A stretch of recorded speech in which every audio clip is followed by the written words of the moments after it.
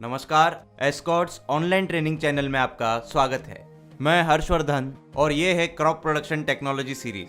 आज का ये एपिसोड पेस्टिसाइड्स के ऊपर है। हमारे साथ हैं आर माधवन, खेती विशेषज्ञ और एक इंजीनियर जो पिछले 30 सालों से सफलतापूर्वक खेती कर रहे हैं। तो आइए पेस्ट कंट्रोल और पेस्टिसाइड्स को समझने और सीखने की कोशिश करें इस एपिसोड में। स्वागत है माधवन जी, कृपया शुरू करें। धन्यवाद हर्ष। आज हम पेस्ट मैनेजमेंट पर बात करेंगे जो बहुत ही ज़रूरी है और हमें बहुत सावधान रहना होगा इस अद्भुत टूल को यूज़ करते वक्त। ये इस तरीके से है, देखिए अगर हमें कोरोना है तो देखना होगा कि हमें कौन सा एंटीवायरल दिया जाएगा और इसे लोगों को देने से पहले बहुत सी रिसर्च करनी होगी। तो R&D एक अहम भूमिका निभाता है और कोरोना हमारे लिए कीट है और पौधों के पास खुद के कीट होते हैं। शायद कोई और कोरोना, वो कोरोना नहीं, उसका कुछ और नाम होगा जो उन पर हमला करते हैं। तीनों वायरस, फंगस और कीट, ये तीनों इंसानों पर भी हमला करते हैं और बाकी जीव जंतुओं पर भी। तो पौधे भी उनसे बचे नहीं हैं, पर हम कह सकते हैं कि हमें लक्षण दिखाई दे रहे हैं और हम बात कर सकते हैं, इसलिए पौधों से एक कदम आगे हैं और पौधे बात नहीं कर सकते। पौधों की तरफ से हमें बात करनी होगी, वरना पौधा शायद ही विल्टिंग दिखाएगा। ये नहीं बता सकता कि इसके पेट में दर्द है, सिर में दर्द है, मलेरिया, चिकनगुनिया या कुछ और। तो ये बहुत ज़रूरी है कि पौधे की असल बीमारी क्या है। हम इंसानों को भी बहुत सारे टेस्ट करवाने पड़ते हैं ये पता करने के लिए कि हमें कोलरा है या मलेरिया है या टाइफाइड है। हम पहले टेस्ट करवाते हैं, फिर नतीजों पर आते हैं।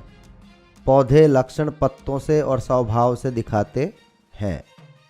उनके स्वभाव, प्रदर्शन और उत्पादकता से भी दिखाते हैं कि वो बीमार हैं या नहीं।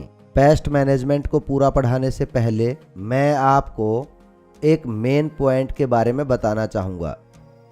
देखिए, अगर पौधा स्वस्थ है, अब सबसे अच्छा समय है इस बारे में बात करने का, क्योंकि इस समय हर टीवी, हर चैनल, हर रेडियो, हर एक मीडिया केवल इम्यून सिस्टम के बारे में बात करते हैं और कुत्तों की तरह भौंकते हैं। तो इम्यून सिस्टम क्या है? जिस सिस्टम के बारे में हम बात कर रहे हैं, अच्छा खाना। पर अब कोरोना होने के बाद अगर आप अच्छा खाना खाएंगे तो कोरोना रुकेगा नहीं। मतलब बचपन से ही आपका जीवन स्वस्थ होना चाहिए। अच्छा खाएं, एक्सरसाइज करें और सभी पोषक तत्व लें। अगर आपका इम्यून सिस्टम अच्छा होगा तो आप सभी बैक्टीरिया और वायरस से बच पाएंगे जो आप पर अटैक करते हैं। अब आप समझ गए होंगे कि पोषक तत्व की पौधों में कितनी बड़ी भूमिका होती है। मतलब मिट्टी में अच्छे पोषक तत्व डाले हों तो फसल कई तरह की बीमारियों से लड़ पाएगी, जिसकी वजह है ये है इम्यून सिस्टम। पौधों का इम्यून सिस्टम न्यूट्रियल्स प्रोग्राम से बनाया जा सकता है। हम सब जानते हैं कि डॉक्टर कहते हैं कि आपको प्रोटीन लेना है, ये लेना है, वो लेना है, तो आप कोरोना से लड़ सकते हैं। इसका मतलब क्या है कि खाना किसी भी पैथोजन के खिलाफ लड़ने में अहम भूमिका निभाता है। तो हमें खाना होगा, पोषण लेना होगा, क्योंकि पौष्टिक खाना किसी भी महामारी से लड़ पाएगा। इसी तरह ये फसल पर भी लागू होता है। शायद आप मेरे पिछले एपिसोड से समझ गए होंगे कि पोषण कितना ज़रूरी है, उसके बारे में कैसे पता चले, मिट्टी परीक्षण कैसे करें और कैसे बैलेंस करें। 30 से 40% मैनेजमेंट तो यहीं हो जाती है। शुरू से ही आपने मेरे पिछले एपिसोड देखे होंगे। भूमि की तैयारी, वहाँ से शुरू करते हैं। अगर भूमि अच्छे से तैयार है तो जड़ें सुंदर तरीके से फैलेंगी। मतलब इम्यून सिस्टम जो कि पौधे की ताकत का हिस्सा है। अब अगला है मिट्टी संशोधन करेंगे, फिर पौधों के लिए इम्यूनिटी सिस्टम, और तीसरा आता है मिट्टी में सही तरीके से पोषक तत्व डालना, और चौथा आता है सिंचाई, सही सिंचाई, ये मैंने अपने पिछले एपिसोड्स में बता दिया है। आप बीमारियों को निमंत्रण दे रहे हैं अच्छे से सिंचाई ना करके। मैं पैथोजन की बात करूं तो वो कुछ और नहीं, इन्फेक्शन है, कीट इन्फेक्शन, और ये ज़्यादा नमी की अधिकता के कारण होते हैं।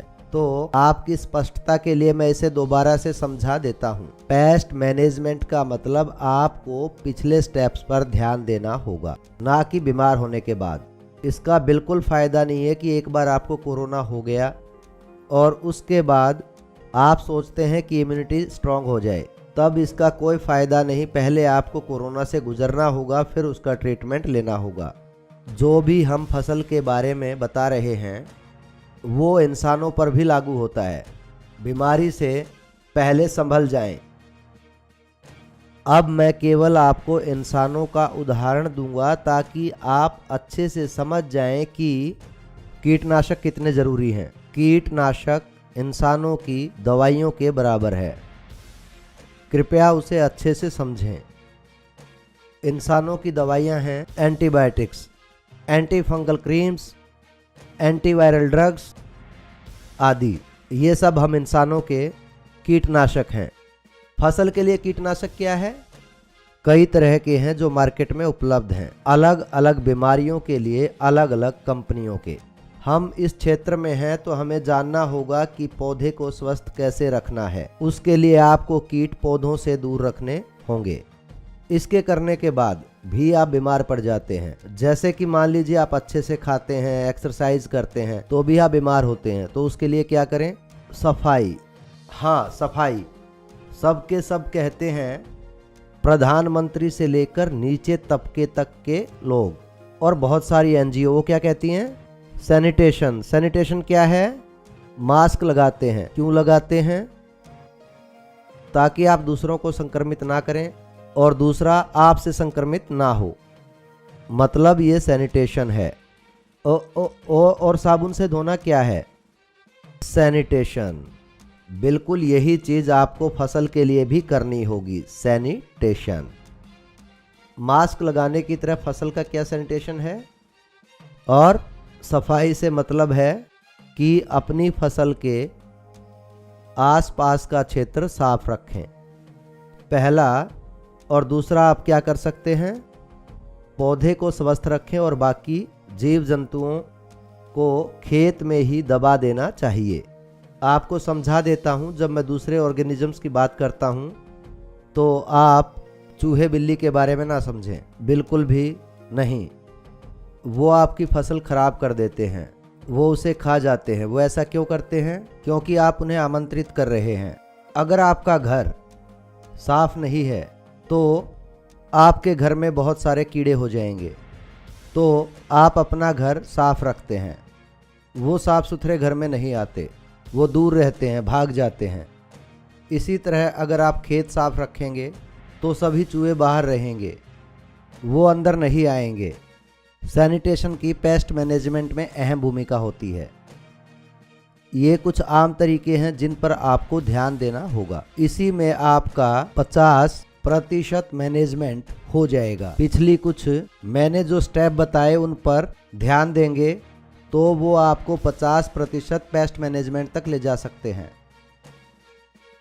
अब भारत में हम बहुत ही भाग्यशाली हैं, हमारे पास सूरज है। हमें सूर्य देव का आभारी होना चाहिए।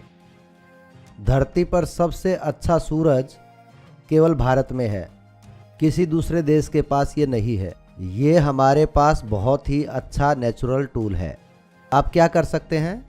गर्मियों से पहले जो आपकी फसल होगी, गर्मियों से पहले धरती को जोतकर धूप में छोड़ दें सोलराइजेशन के लिए, ताकि सूरज आकर सभी कीट, फंगल और इन्फेक्शन को मिट्टी में ही जला दे। और ये आपके लिए बिल्कुल फ्री में होगा, वो छुप नहीं पाएंगे।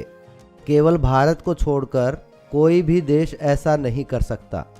केवल एक चीज़, कारण ये है कि आपको इसमें केवल मैकेनिकल टूल का ही इस्तेमाल करना होगा। 9 या 11 से 12 बार इसकी जुताई करें। ये गहरा है कि नहीं, पर मैं आपको सलाह दूंगा कि सीजल करें, कोई परेशानी नहीं, सीजल करें। और अगर उस वक्त वहाँ नमी होगी और उसे 3 हफ्तों के लिए छोड़ दें ताकि सूरज 40 तक पहुंच सके। मैं अपने खेत में ऐसा ही करता हूं। मेरे खेत में बहुत सी जड़ों में होने वाली बीमारियां थी। 80% जड़ों की बीमारी वहीं ख़त्म हो जाती हैं। और आप क्या चाहते हैं? मिट्टी को इन्फेक्शन से बचाने के लिए आप इन्हीं स्टेप्स का ध्यान देकर इस्तेमाल करें। अब ये बात स्पष्ट है, हमें ताकत चाहिए ना कि कोरोना। फिर भी कोरोना हो जाए तो क्या करें? आपके पास दवाइयाँ होंगी अच्छे से लेने के लिए। कृपया ध्यान दें, मैं आसान बातें बताऊंगा, ज़्यादा साइंटिफिक नहीं, बहुत ही सरल। पौधों में कीट होते हैं, उनको फंगल इन्फेक्शन होता है, उनको वायरल इन्फेक्शन होता है। पौधों में ये 3 होते हैं। मैं एक एक उदाहरण दूंगा आपके चयन पर। अगर आप कपास उगाते हैं तो आपको बोलवॉर्म्स मिलेंगे। अगर आप टमाटर उगाते हैं, गोभी उगाते हैं तो भी आपको बोलवॉर्म्स मिलेंगे। तो कुछ भी जो चल रहा है तो फंगल क्या है? फंगस पत्ते, जड़ें, तने और कॉलर पर हमला करते हैं। हमारी तरह हमें भी फंगल इन्फेक्शन होता है, जैसे हमारी त्वचा पर रिंगवॉर्म्स या फिर कुछ और हो जाता है सफाई ना करने की वजह से। डॉक्टर आपको उसके लिए क्या देता है?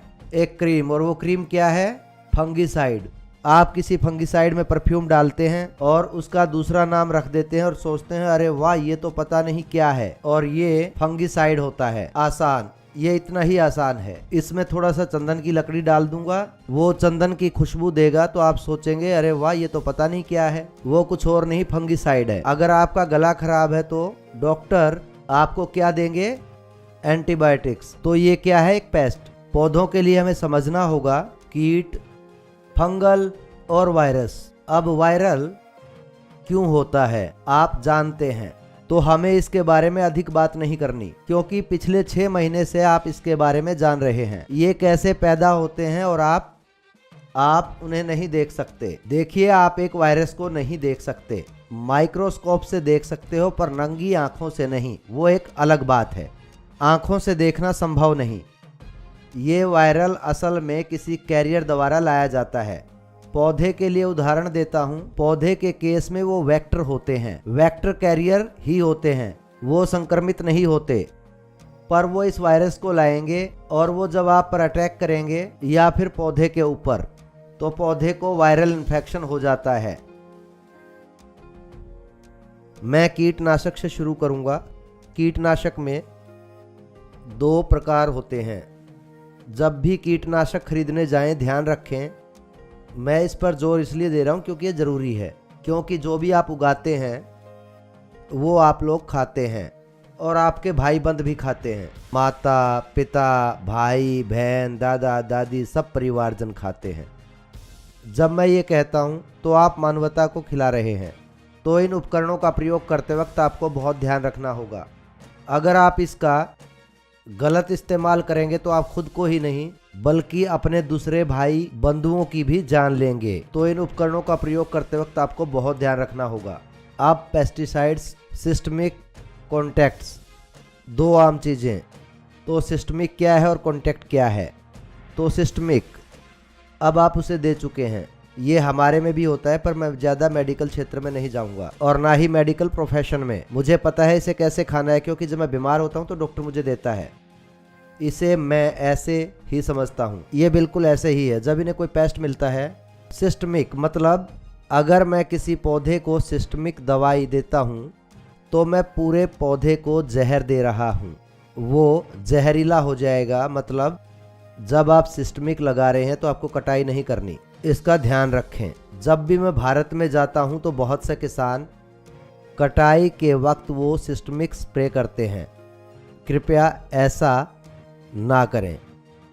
ऐसा करने की बिल्कुल भी सलाह नहीं दी जाती है, क्योंकि जो भी आप उगा रहे हैं आपके ही भाई बंधुओं को खाने हैं, आपके ही जानवरों को खाने हैं।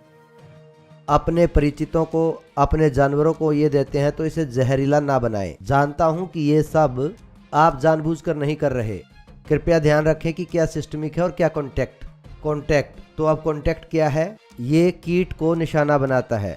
उदाहरण के तौर पर ये कोई केंचुए हैं, अगर उस पर कॉन्टैक्ट पेस्टिसाइड लगा दें, ये सिर्फ केंचुए को मारता है, जहर खत्म हो जाता है, तो ये फसलों पर नहीं चिपकता। आप इसे कटाई के वक्त भी इसे प्रयोग कर सकते हैं।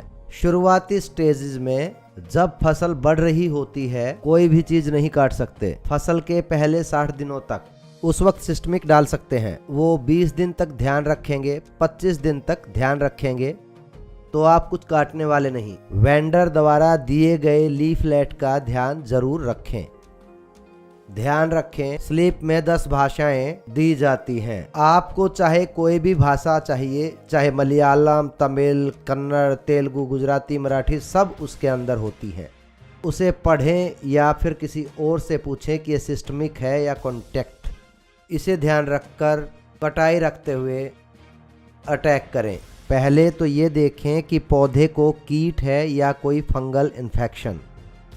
महाराष्ट्र का टूर करते हुए, शायद ये महाराष्ट्र का पश्चिम इलाका था, वो बैंगन उगा रहे थे और एक किसान कुछ स्प्रे कर रहा था। मैं आप लोगों को एक उदाहरण दूंगा, एक फोटो से दिखाऊंगा कि वो बैंगन कैसा है।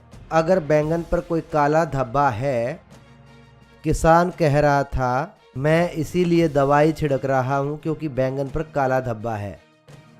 ग्राहक खरीद नहीं रहा था तो मुझे इस पर यह स्प्रे करना पड़ रहा है। ऐसा करने के लिए मेरे किसी दोस्त ने या फिर किसी ने सलाह दी थी। ये काला धब्बा किसी तरह का कीट या फंगल नहीं है, ये पोषक तत्व की कमी से है। कृपया इसे ध्यान रखें। आप फंगिसाइड छिड़क रहे हैं पर दिक्कत तो तत्वों की है। क्या आप ये समस्या सुलझा पाएंगे? बिल्कुल नहीं। आप लगातार पंप करते ही जा रहे हैं, उसमें जहर भरता जा रहा है, कोई नतीजा नहीं मिलेगा, क्योंकि समस्या तो पोषक तत्वों की है, फंगल की नहीं। फंगल सेकेंडरी है। उदाहरण के लिए मान लीजिए आप गिर गए हैं और आपके हाथ में खरोंच आ गई है, तो ये प्राइमरी है, और उसमें जब पस हो जाती है तो वो सेकेंडरी है। तो आप उसके लिए क्या इलाज करेंगे? गिरते ही आप ध्यान देंगे आप संक्रमित नहीं हैं। बिल्कुल ऐसे ही तत्वों की कमी, कैल्शियम, उस बैंगन की तस्वीर यहाँ दिखाई गई है जो मैंने महाराष्ट्र में देखा था। ये कैल्शियम की कमी की वजह से है। अब कैल्शियम की कमी के लिए इसे तकनीकी नाम दिया गया है जो है ब्लॉसम एंड रॉट। ये एक न्यूट्रिशनल डिसऑर्डर है, ना कि ये एक फंगल डिसऑर्डर। पर आप इसके इलाज के लिए फंगिसाइड स्प्रे कर रहे हैं। आप कभी ठीक नहीं कर पाएंगे। क्या करना होगा? अगर आप अपनी फसल में कैल्शियम डालेंगे तो फसल को ये प्रॉब्लम कभी नहीं होगी। हम बहुत अच्छे से कीटनाशक डालते हैं जो कि पौधों की दवाइयाँ हैं। आप बहुत सावधान हैं, आप इसका बहुत अच्छे से ध्यान रखते हैं। आप किसी भी समय रोड पर दवाई नहीं ले लेते, कोई डॉक्टर ढूंढते हैं। आप इस पर किसी बड़े की सलाह लेते हैं और फिर दवाई लेते हैं। आप ऐसे ही कोई दवाई नहीं निगलते हैं। आप जानते हैं कि क्या होता है। ऐसा ही फसल के साथ होता है, पर फसल बात नहीं कर सकती। ये केवल आपको नतीजे और अंत में आपको नुकसान होगा। बिल्कुल इसी तरीके से फंगिसाइड्स में भी सिस्टमिक और कॉन्टैक्ट फंगिसाइड्स होते हैं। आपके ज़्यादा फंगल इन्फेक्शन 75% तक ज़्यादा सिंचाई करने की वजह से होते हैं। पिछले एपिसोड में इरिगेशन के बारे में बताया था। ज़्यादातर फंगल बीमारी इसी से होते हैं, तो इसीलिए मैंने इरिगेशन वाले भाग में बताया था आप ये उत्पादकता कम करने के लिए कर रहे हैं कि आप अपनी उत्पादकता को कम करने के लिए सिंचाई कर रहे हैं। कैसे कीट हमला करते हैं, कैसे पौधे सो जाते हैं। अब इससे बचने के लिए ध्यान से सिंचाई करनी है। ये इन्फेक्शन को कम से कम कर देगा। पेस्ट मैनेजमेंट में सबसे ज़रूरी है, जिसको हर कोई जानता है पर इसको कोई भी नहीं करता, सीड ट्रीटमेंट। बीज से होने वाली बीमारियों के लिए बीज का इलाज नहीं किया जाता। हम सब कहते हैं सीड ट्रीटमेंट, पर करता कोई नहीं। इसका सीधा सा कारण है हमारे पास टूल नहीं है। तो हम योजना बना रहे हैं, एस्कॉर्ट्स या R&D इस पर काम करने वाला है। सीड ड्रम ट्रीटमेंट बनाने में, ताकि सरसों से लेकर मक्के तक किसी भी बीज का इलाज कर सकें। साइज वेरिएशन में साइज के बारे में बात कर रहा हूँ। सरसों का बीज आप जानते हैं कितना होता है। मक्के तक चले जाइए, इसके फायदे क्या क्या हैं। बीज का इलाज करने से आपको स्वस्थ पौधे मिलेंगे, मतलब कि आपकी फसल के लिए अच्छी शुरुआत। ये ऐसे है कि मैं इसकी तुलना इंसानों से कर रहा हूँ ताकि आप इसको समझ सकें अच्छे से, क्योंकि ये रोज़मर्रा की ज़िंदगी है आपके बच्चे की। जैसे ही बच्चा पैदा होता है उसे एक शॉट देते हैं, bacteria, anti bacteria, anti malarial, तो ये दिए जाते हैं चिकन पॉक्स या फिर जॉन्डिस के लिए दवाई, एंटी जॉन्डिस। हर महीने, 2 महीने के बाद, 3 महीने के बाद बच्चे को ये शॉट्स दिए जाते हैं। आपने ये बच्चों के लिए घर पर भी किया होगा। ऐसे ही आपको बीज का इलाज करना है। देखिए, बीज एक बच्चा है, एक छोटा सा बच्चा, ये एक जिंदा शिशु है। इसका आपको इलाज करना होगा ताकि बाहर से हमला करने वाले कीट व पैथोजन हमला ना कर पाए। वो फूटते हैं और आपको पौध संख्या मिलती है। अब पौध संख्या क्या है? अब मान लीजिए मैंने अपने खेत में 10,000 बीज डाले हैं। अब इन 10,000 में से 9500 या 9900 बीज तो मुझे वहाँ मिलने चाहिए। आप कैसे करेंगे? शुरुआत में फसल जब बीज फूटता है तो वो वनरेबल होता है, उस पर बहुत सारे कीटों ने हमला किया होता है, क्योंकि वो छोटे होते हैं, छोटे छोटे हमारे बच्चों की तरह। हमें उनकी रक्षा करनी होती है, क्योंकि उस वक्त उनके साथ कुछ भी हो सकता है। बच्चे को उस वक्त सर्दी लग सकती है, डायरिया हो सकता है या कुछ भी हो सकता है। हम हमेशा उनका बचाव करते हैं। तो सीड ट्रीटमेंट शुरुआती फसल को संभालने के लिए बिल्कुल सही है, और फसल को 98 या 95% तक लाने में भी, मतलब जो भी आपने वहां लगाया है बीज, ट्रांसप्लांट या उगने के लिए कुछ भी, उसकी बेहतर संख्या मिलेगी। बेहतर जनसंख्या बराबर है अच्छी उत्पादकता के। तो इन पेस्ट टूल्स को संभालना आपकी पेस्ट मैनेजमेंट और उत्पादकता को बढ़ाएगा। वीडीसाइड, ये हर्बिसाइड, वीडीसाइड सब बराबर हैं, कीट कैटेगरी में ही आते हैं, या मैं इसे पेस्ट कैटेगरी में ला रहा हूं, क्योंकि खरपतवार भी आपके लिए एक कीट है। जैसे मैंने बताया था गेहूं के खेत में चावल कीट है, आपको इसे हटाना होगा। कृपया इसे समझें। वीडीसाइड में 3 तरह के तरीके होते हैं। फंगीसाइड्स और पेस्टिसाइड्स में प्री एमर्जेंस, इसे प्री एमर्जेंस कहते हैं। मैं आपको संक्षिप्त में बताऊंगा। अगला है post emergence, pre emergence, post emergence, और तीसरा ट्रांसलोकेटिंग, और चौथा है ऑल किलर। अब प्री एमरजेंस, तो आप जब भी वीडीसाइड लगाते हैं आपको समझना होगा कि आपकी फसल में कौन से खरपतवार हैं। उसी हिसाब से आप अपनी प्री एमरजेंस लगाएंगे। प्री एमरजेंस क्या है? आप इसको बीज के साथ ही कर सकते हैं। जैसे ही आप बीज उगाते हैं आप प्री एमरजेंस लगा सकते हैं। ये वीड को मारकर फसल को उगने में मदद करेगा। पोस्ट एमरजेंस, पोस्ट एमरजेंस क्या करती है? फसल के उगने के बाद भी आप पोस्ट एमरजेंस लगा सकते हैं, पर सावधानी के साथ। लीफलेट को बड़े ही ध्यान से पढ़ें जब आप इन उपकरणों का इस्तेमाल कर रहे हों। जैसा कि मैंने पहले बताया, आग एक अच्छा टूल है। आग, आप जानते हैं, आग एक अच्छा टूल है। अच्छे से यूज ना करने पर यह आपका घर जला सकता है, और अच्छे से प्रयोग करने पर खा सकते हैं। कृपया आग को दोष मत दें। गलती आप करते हैं और कहते हैं कि आग खतरनाक थी। आग खतरनाक नहीं है, बल्कि आपको उसका अच्छे से इस्तेमाल करना होगा। आग का प्रयोग सावधानी से करना होगा, खाना बनाने, गर्म पानी करने और भी बहुत कुछ करने को। पर अपनी लापरवाही से आप पूरे गांव में आग लगा सकते हैं या खुद को हानि पहुंचा सकते हैं। ऐसे ही अगर आप पोस्ट इमरजेंस में हर्बिसाइड्स का इस्तेमाल सही नहीं करते, आप अपनी पूरी फसल गंवा सकते हैं। पूरी फसल खत्म हो सकती है। उदाहरण के तौर पर पोस्ट इमरजेंस, अब मैं आपको एक छोटा सा उदाहरण दे सकता हूं ताकि जब आप इसे खरीदें तो इसमें अंतर कर पाएं। मैं आपको एक फसल की जानकारी दूंगा और वो फसल मैं आपको स्क्रीन पर भी अच्छे से दिखाऊंगा। मक्के की फसल, आप देख सकते हैं ये 15 दिन पुराना मक्का है और खेत कितना साफ सुथरा है। मैंने अट्राजिन नामक प्री एमरजेंस लगा दी थी। इसका नाम मैं लिख देता हूँ, एप्ट्राजिन। आप इसे प्री एमरजेंस कह सकते हैं। मक्का उगाते ही से लगा देंगे तो देखेंगे कि खेत बहुत साफ है। पहले 25 दिनों में आप खेत देख सकते हैं जो स्क्रीन पर है, एकदम साफ और केवल मक्का उगता है। अब कभी कभी बारिश भी नुकसान कर सकती है या फिर आप स्प्रे करने के मूड में नहीं होते और भी बहुत कुछ। इसकी वजह से आप प्री स्प्रे नहीं कर पा रहे हैं और आप देख रहे हैं मक्का और गेहूं एक साथ उग रहे हैं, जिस वजह से आपकी पूरी फसल खराब हो जाएगी, जिसके लिए आप उगाएंगे पोस्ट एमरजेंस हर्बिसाइड्स। मक्के के लिए पोस्ट एमरजेंस हर्बिसाइड्स, उदाहरण के लिए हर फसल के लिए अलग अलग पोस्ट एमरजेंस होते हैं जो मैं आपको बता दूंगा। मक्के के लिए post emergence herbicides LAUBIS lobbies, ये केवल आपको अंदाज़ा देने के लिए है, मैं इसका असली नाम ढूंढ रहा हूँ। इसका ट्रेड नेम लाउडिस LAUDIS, ये पोस्ट एमरजेंस है, इसे आप अपनी फसल के ऊपर लगा सकते हैं।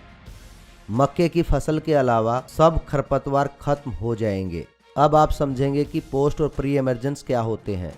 मेरी दी गई जानकारी के आधार पर नॉन सेलेक्टिव ट्रांसलोकेटिंग, मैं आपको एक फोटो दिखाऊंगा एक पर्टिकुलर वीड की, जो तस्वीर आपको स्क्रीन पर दिखाई गई है। यह वीड पूरे भारत में सभी खेतों में देखने को मिलता ही मिलता है और इसको निकालना इतना आसान नहीं है। ये फसल से लड़ते हैं और इसे मैं जानता हूँ। मेरा मतलब है कि जैसे ही मैं आपको वीड दिखाऊंगा आप समझ जाएंगे कि क्या है। उसको जाना जाता है साइब्रस रोटेंडस नाम से। इसका अंग्रेजी नाम साइबस रोटेंडस है। ये साइब्रस रोटेंडस एक बल्बस वीड है। इसके नीचे एक बल्ब दिया गया है। कितनी भी कम गहराई में आप इसे जोत लें, इससे कोई फायदा नहीं होने वाला। ऐसी खरपतवार के लिए हम दूसरा टूल लेते हैं जिसे हम कहते हैं ट्रांसलोकेटिंग हर्बिसाइड्स। तो मैं आपको ये सब जानकारी दे रहा हूँ।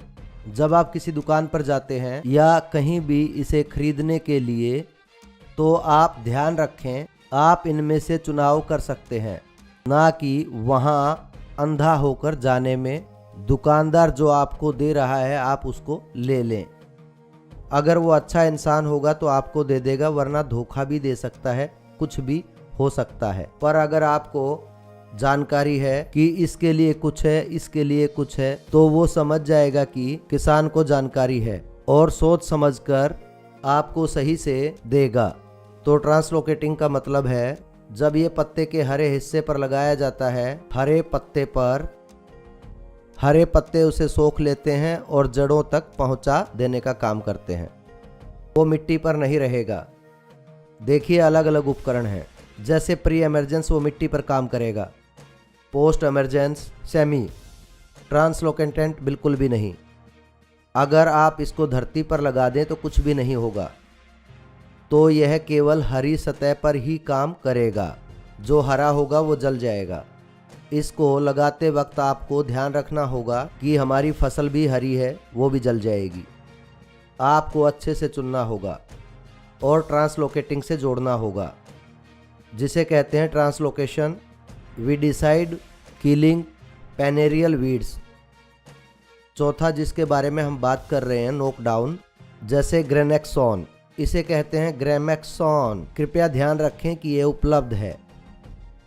ग्रेमेक्सॉन कुछ नहीं, बस एक पैरोक्वेट है। पैरोक्वेट इसका एक्सक्रिय भाग है। आमतौर से ये डेसिकेटिंग पे भी काम कर सकता है। कुछ खेतों में इसे डेसिकेंट के रूप में भी इस्तेमाल किया जाता है। अब कहिए, अगर आपको बरसात के समय खरपतवार से कोई समस्या है ना, बूंदाबांदी हो रही है, आप इसे नहीं लगा सकते क्योंकि ये गीला है। ऐसे समय में आप इस टूल का इस्तेमाल कर सकते हैं। इसको सावधानी से लगा सकते हैं। जिस खरपतवार पर लगाना है उनको निकालने के लिए मैं अधिक दबाव डाल रहा हूं आप पर इन दो बातों के लिए। मैं आपको बता चुका हूं इसके कई भागों पर कि पेस्टिसाइड्स क्या हैं। पेस्टिसाइड्स हैं क्या? डरिए मत, घबराइए मत, ना ही किसी से कोई धोखा खाएं। बहुत ही ज्यादा ध्यान रखें। कीट मुक्त वातावरण बहुत ही जरूरी है अच्छी फसल और उत्पादकता के लिए। यही है जो आपको अपने पौधों को देना होगा, ऐसा वातावरण, एक स्वस्थ वातावरण। हमारी तरह इन्हें भी स्वस्थ वातावरण चाहिए अच्छे प्रदर्शन के लिए। वातावरण अगर स्वस्थ नहीं है, गंदा है, तो क्या मैं काम कर पाऊंगा? नहीं, ये मेरा सवाल नहीं है। जब मैं अपनी बात करता हूँ तो सबकी बात करता हूँ। मैं आप सबको अपना हिस्सा मानकर चलता हूँ। बिल्कुल ऐसे ही अगर आप पौधों के उगने के लिए एक स्वस्थ वातावरण रख सकते हैं, वो कीट व बीमारियों से मुक्त होंगे और उनका प्रदर्शन अच्छा होगा। अंत में मैं कुछ शब्द कहूँगा और इस चैप्टर को बंद कर दूंगा और आगे आने वाले सवालों को देखूंगा कि मैं उनको सुलझा पाऊंगा कि नहीं। मैं इतना ही कहूँगा कि कृपया भेदभाव से कीटनाशक फसल पर न डालें, क्योंकि वो भोजन श्रृंखला पर रहने वाला है। कृपया ध्यान दें, हम सब जिम्मेदार नागरिक हैं। हम किसान बहुत जिम्मेदार हैं, क्योंकि हम खाना देते हैं और वो खाना अरबों लोगों द्वारा खाया जाता है। तो ये हमारा कर्म है कि हम इन महत्वपूर्ण टूल्स का अच्छे से इस्तेमाल करें।